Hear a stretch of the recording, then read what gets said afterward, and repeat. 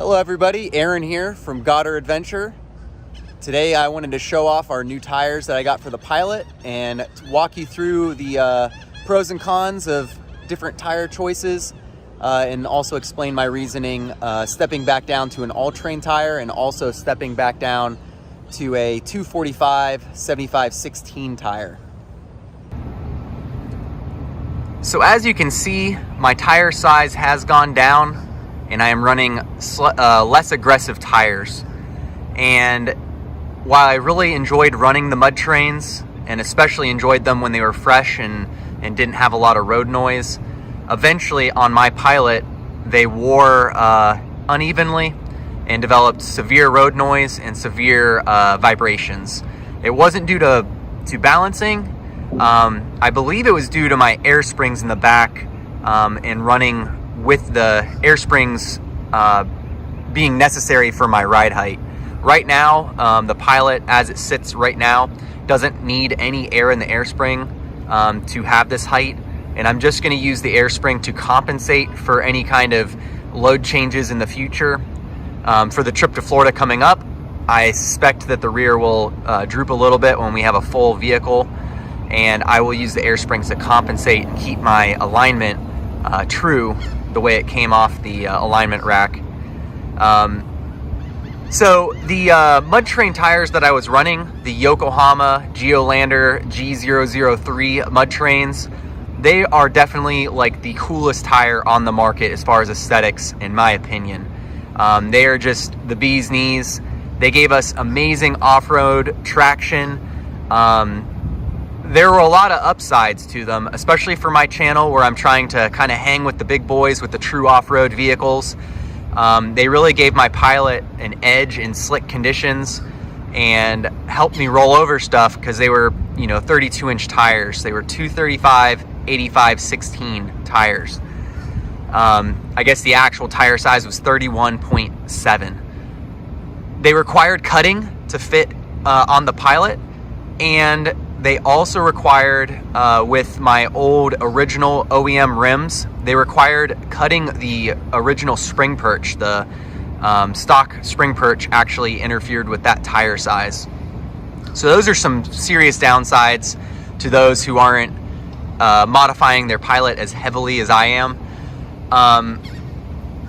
But another downside to running those tires is that they only came in a load E range and they weighed 50.5 pounds each.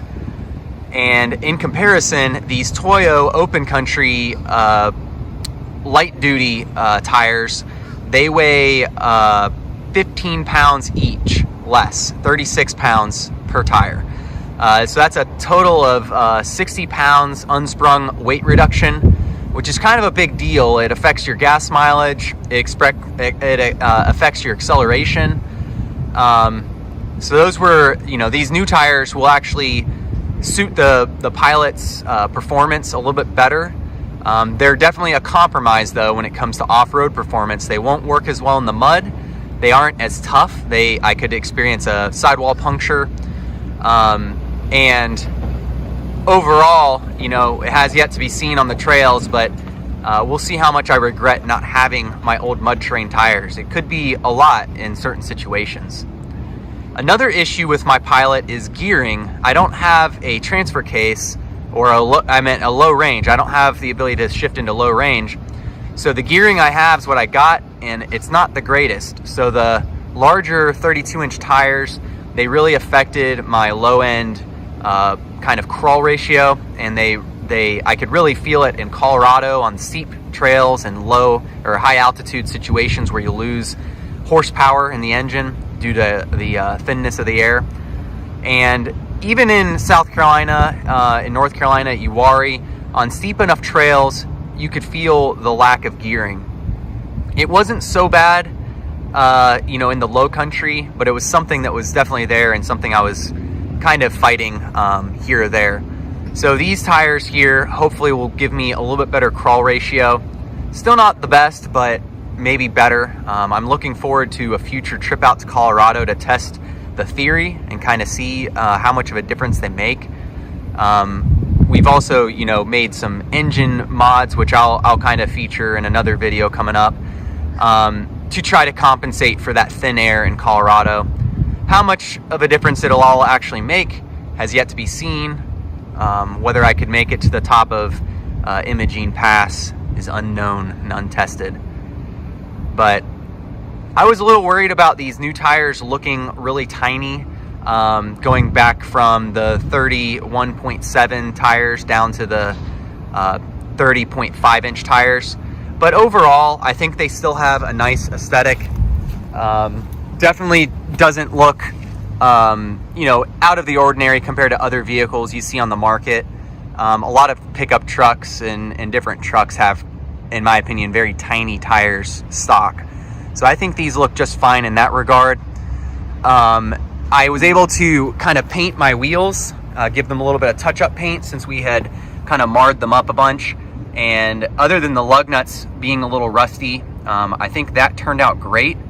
And overall, the aesthetic, I think, looks good. I was really worried about it kind of looking wimpy or not looking, you know, channel worthy, if you will.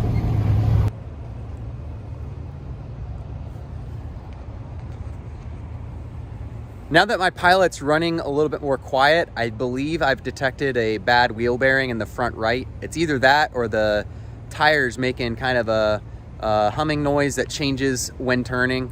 I do believe it's a wheel bearing, and I don't have time to change it before our trip to Florida. So wish us luck in that regard. I do know how to change the wheel bearing. I've changed, in fact, this one right here might be the original wheel bearing. I don't think I've changed the front passenger side wheel bearing yet, so it might be the last original wheel bearing on the whole vehicle, but we'll kind of cross that road as we get there. I think we'll make it just fine. It doesn't have any play, it just kind of has a humming noise that kind of changes depending on your speed and depending on which direction you're steering. So we'll see how that turns out, but let me know what you think about these new wheels or these new tires in the comments. If you have any questions about fit or any questions about tires, just let me know. I guess if I was gonna say the most aggressive kind of compromise, like best tire for the Pilot, I do think it's the Load C Duratrax. I think they have the best compromise between snow, mud, and kind of being an aggressive all-terrain tire. That being said, I can't find the 245 75 16s for a good price. They just seem really expensive compared to the Toyos or the Falcon Wild Peaks.